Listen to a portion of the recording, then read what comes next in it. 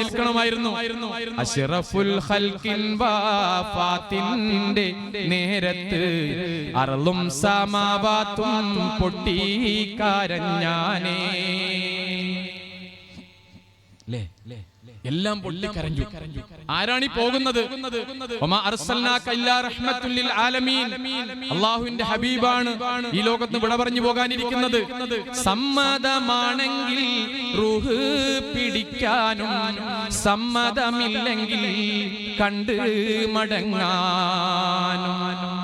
പ്രിയപ്പെട്ടവരെ, പ്രിയപ്പെട്ട സഹോദരിമാരെ, ഭാര്യമാരെ, പ്രിയപ്പെട്ട സഹോദരന്മാരെ, പ്രിയപ്പെട്ട ഭർത്താക്കന്മാരെ, നോക്ക്, നിങ്ങൾ ഏറ്റവും പ്രിയപ്പെട്ട ഭർത്താക്കന്മാരും ഭാര്യമാരും അവർ ഏതവസരത്തിലും സുഖത്തിലും ദുഃഖത്തിലും രോഗാവസ്ഥയിലും എല്ലായ്പ്പോഴും ഒന്നായിരിക്കണമെന്ന പ്രവാചക അധ്യാപനം കൂടി പറഞ്ഞുകൊണ്ട് ഞാൻ അവസാനിപ്പിക്കുകയാണ്. പ്രവാചകൻ സല്ലല്ലാഹു അലൈഹി വസല്ലം അവസാനം വഫാത്തിന്റെ സമയമായി കഥ പറയും മരനിരകൾ തേങ്ങുന്നു, കരൾ നിറയെ താപത്താൽ മണലുരുകുന്നു, നബിയുടെ കതിരൊളി കാണാഞ്ഞിട്ടതി വ്യഥപടരുന്നു. പ്രവാചകൻ സല്ലല്ലാഹു അലൈഹി വസല്ലം ഈ ലോകത്ത് വിട പറഞ്ഞു പോകാനിരിക്കുകയാണ്. ആരാണ്? വരുന്നതും കഴിഞ്ഞതും വരാനിരിക്കുന്നതും എല്ലാ പാവങ്ങളും പുറത്തു കൊടുത്ത് സ്വർഗം കൊണ്ട് വാഗ്ദാനം ചെയ്ത പ്രവാചകൻ സല്ലല്ലാഹു അലൈഹി വസല്ലം അവിടുത്തെ സഹാബികളെ നോക്കി പറഞ്ഞു, ആയിരക്കണക്കായ സഹാബികളെ നോക്കി പറഞ്ഞു, എന്റെ പ്രിയപ്പെട്ട സഖാക്കളെ, സഹാബിമാരെ, ഞാൻ ആരോടെങ്കിലും എന്തെങ്കിലും തെറ്റുകൾ ചെയ്തു പോയിട്ടുണ്ട് എങ്കിൽ, ആരെങ്കിലും അടിച്ചിട്ടുണ്ടെങ്കിൽ ഇന്ന് പകരം വീട്ടാനുള്ള അവസരമാണ്. സഹാബികളെല്ലാം പൊട്ടി പൊട്ടി കരഞ്ഞു. അങ്ങ് എന്താണ് ഈ പറയുന്നത്? അങ്ങ് എന്താണ് ഈ പറയുന്നത്? അങ്ങ് ആരോട് തെറ്റു ചെയ്തു? അങ്ങ് ആരോട് തെറ്റു ചെയ്തു? അങ്ങ് എന്താണ് ഈ പറയുന്നത്? അല്ല, ഞാനും ഒരു മനുഷ്യനാണ്, അതുകൊണ്ട് എനിക്ക് തെറ്റു പറ്റിയേക്കാം, അതുകൊണ്ട് എന്നോട് ക്ഷമിക്കുക, എനിക്ക് പൊറുക്കു തരിക, എനിക്ക് എന്നോട് ആരെങ്കിലും പകരം വീട്ടാനുണ്ടെങ്കിൽ ഇപ്പൊ പകരം വീട്ടുക. മാഷാ അല്ലാഹ്. അവസാന ഘട്ടത്തിൽ ആ കണ്ണു ഉയരാൻ പറ്റാതെ, തലയൊന്ന് മേൽപോട്ട് ഉയർത്താൻ പറ്റാതെ സ്വഹാബികൾ ഇങ്ങനെ കൈത്താങ്ങിലിട്ട് പ്രവാചകൻ സല്ലല്ലാഹു അലൈഹി വസല്ലം പറഞ്ഞു, എനിക്ക് ആയിഷാ ബിയുടെ അടുത്ത് പോകണം. നമ്മളെ പെണ്ണുങ്ങളാണെങ്കിൽ പ്രിയപ്പെട്ട ഭർത്താക്കന്മാര് രോഗാവസ്ഥയിൽ നമ്മുടെ വീട്ടിലേക്ക് കൊണ്ടുവന്നാൽ മഞ്ഞത്തടിച്ച് കരയും, അട്ടഹച്ച് കരയും. പക്ഷെ കരച്ചിലല്ല അവിടെ ചെയ്തത്.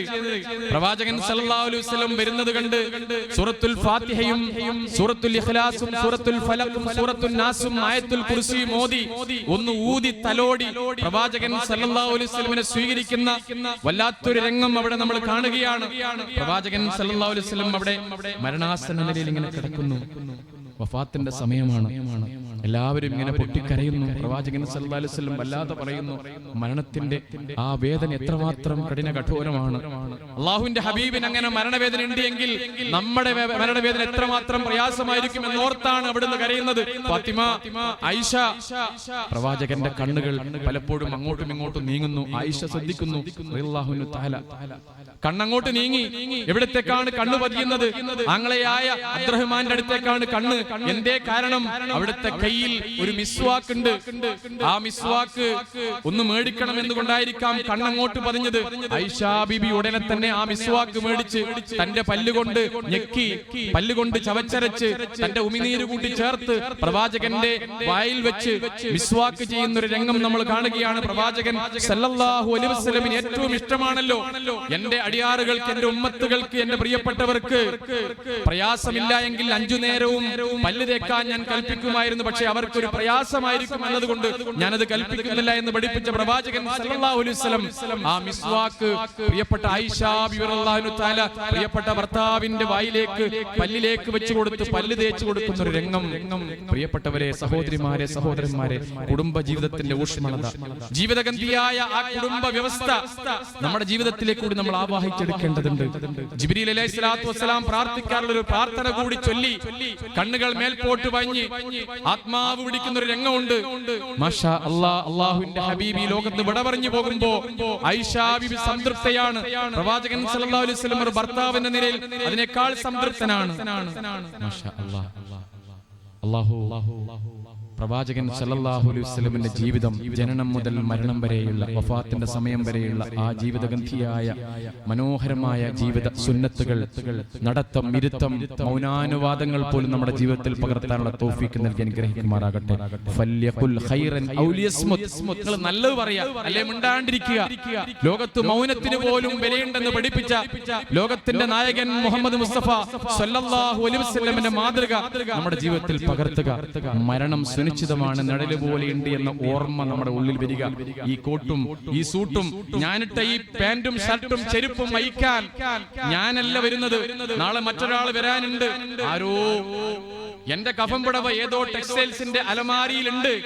6 അടി മണ്ണിലന്ത്യം, പിന്നെ എന്തിനി ദുനിയാവ് സ്വന്തം, നിന്നെ പിണഞ്ഞുള്ള ബന്ധം എല്ലാം ഒരു നിമിഷത്തെ സുഗന്ധം.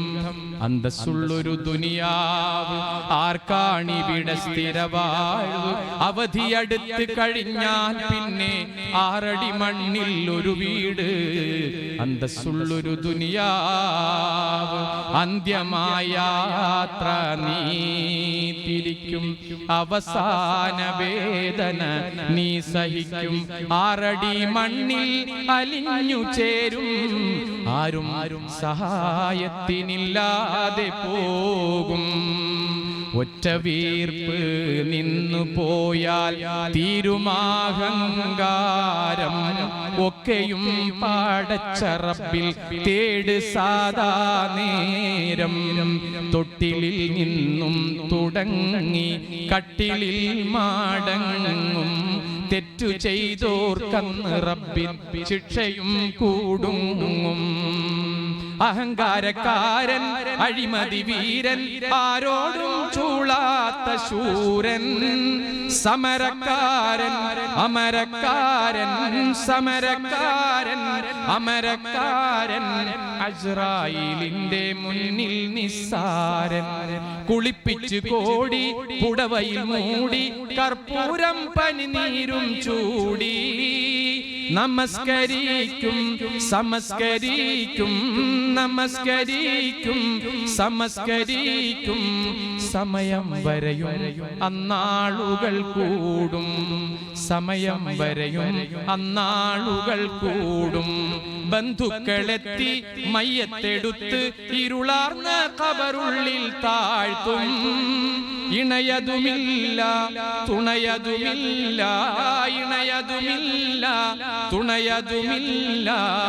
അന്നേരം ആരും സഹായത്തിനില്ല, അന്നേരം ആരും സഹായത്തിനില്ല.